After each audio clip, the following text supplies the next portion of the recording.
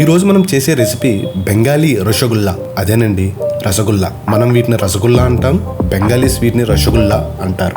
దీనిని చాలా స్పాంజీగా ఈజీగా ఇంట్లోనే ఎలా ప్రిపేర్ చేయాలో ఒక లుక్ వేద్దాం రండి. కళ్ళతో పాటు చెవులకు కూడా పని చెప్పండి.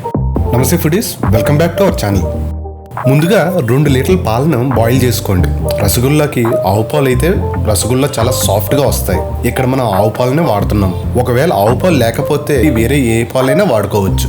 ఇవి బాయిల్ అయ్యే లోపు 2 నిమ్మకాయల రసాన్ని తీసుకుని దానికి సమానంగా నీళ్లు కలుపుకొని పాలు పొంగుతున్నప్పుడు స్టవ్ ఆఫ్ చేసి నిమ్మరసాన్ని వేస్తూ పాలను కలుపుతూ పాలను విరగొట్టుకోండి. ఇక్కడ మీ చేతులకు పని చెప్పండి. ఇలా విరిగిన పన్నీర్ని పల్చని గుడ్డలో వేసి కొద్ది నీళ్లు వేసి శుభ్రం చేసుకోండి.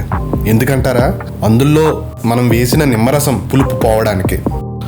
అలా శుభ్రం చేసుకున్న పన్నీర్ని పూర్తిగా డ్రై చేయకుండా కొద్దిగా తడిగా ఉంచుకోండి. ఆ పన్నీర్ని ఇలా నొక్కుతూ మెత్తగా చేసుకోండి. అందులో గరుకుగా ఉంటే రసగుల్లాలు స్మూత్గా రావు. ఇప్పటి వరకు మీకు వీడియో నచ్చినట్లయితే ఒక లైక్ వేసుకోండి. మెత్తగా అయిన తర్వాత పన్నీర్ని ఇలాగా క్రాక్స్ లేకుండా బాల్స్లా గుండ్రంగా చేసుకుని పక్కన పెట్టుకోండి. క్రాక్స్ వస్తే రసగుల్లా స్పాంజ్గా రాకుండా పాకంలో విడిపోతాయి. ఇప్పుడు వెడల్పు ఎక్కువగా ఉన్న గిన్నె లేదా కుక్కర్ని తీసుకుని అందులో 1 కప్పు పటిక లేదా పంచదార వేసి 3 కప్పులు నీళ్లు వేసుకుని హై ఫ్లేమ్లో బాగా మరిగించండి. మీరు వేసిన పంచదార పూర్తిగా కరిగే వరకు మరిగించండి. బాగా మరిగిన తర్వాత అందులో పన్నీర్ బాల్స్ వేసి జలకలాడించండి. ఈ పన్నీర్ బాల్స్ వేసేటప్పుడు స్టవ్ని హై ఫ్లేమ్లోనే ఉంచండి. ఇలా వేసుకున్న తర్వాత 2 నిమిషాలు కదపకుండా పన్నీర్ని అలాగే ఉంచేయండి. ఇప్పుడు రసగుల్లాల్ని గరిటతో అటు ఇటు కదుపుతూ ఉండండి. చూసారా సైజ్ ఎలా పెరిగాయో? ఇప్పుడు మూత వేసి 15 నిమిషాలు మరగనివ్వండి.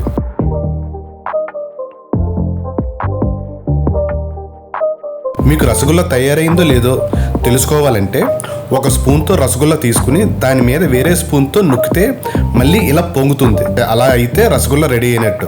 చూసారా ఎంత స్పాంజీగా జ్యూసీగా తయారైందో? ఇప్పుడు మనం నోటికి పని చెప్దాం. దానికన్నా ముందు మీ చేతి వేళ్ళకి పని చెప్పండి. ఎలాగంటారా? ఇలాంటి మరిన్ని వీడియోస్ కోసం మన ఛానల్ లైక్ చేయండి, షేర్ చేయండి. ఇంకా మన ఛానల్ని సబ్స్క్రైబ్ చేసుకోని వారు ఉంటే సబ్స్క్రైబ్ చేసుకోండి. మన ఛానల్ నోటిఫికేషన్ కోసం బెల్ బటన్ ప్రెస్ చేయండి. పదండి మన నోటికి పని చెప్దాం.